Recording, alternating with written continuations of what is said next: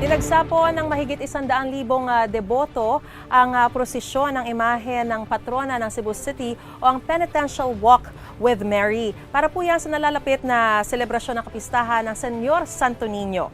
Live mula sa Cebu City, may ng balita si Alan Domingo ng GMA Regional TV. Magandang umaga, Alan! Yes, Maris Pit Senyor, kasalukuyang isinagawa ngayon ang second mass sa ikasyam na araw ng novena sa kapistahan ng Senyor Santo Niño dito sa Basilica Minori del Santo Niño sa Cebu City.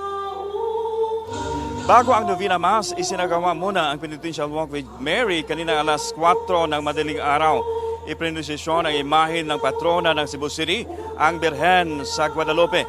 Maaga pa lang, nagsipagdatingan na ang mga sasama sa prosesyon na sinimulan mula sa Puente Osmeña papunta dito sa Basilica Minori del Santo Niño. May mga deboto na galing pa sa ibang lugar sa probinsya ng Cebu.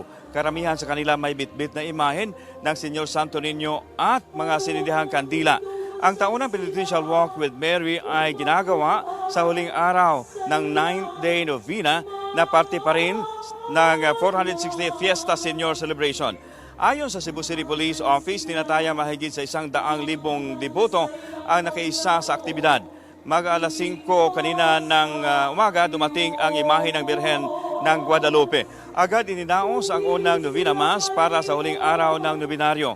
Para masiguro ang seguridad sa ruta ng prosesyon, maging sa loob at labas ng basilika. Libo-libong police force, multipliers din at tauhan ng iba pang law enforcement units ang ikinakalat.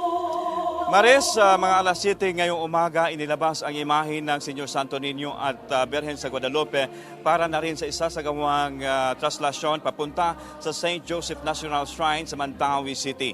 Tuloy-tuloy pa rin ang religious celebration hanggang bukas sa Fluvial Parade, isang araw bago ang kapistahan ng Senyor Santo Niño. Maris. Viva Pit Senyor! Daghang salamat sa iyo, Alan Domingo ng GMA Regional TV. Gusto mo bang mauna sa mga balita? Mag-subscribe na sa GMA Integrated News sa YouTube at tumutok sa unang balita.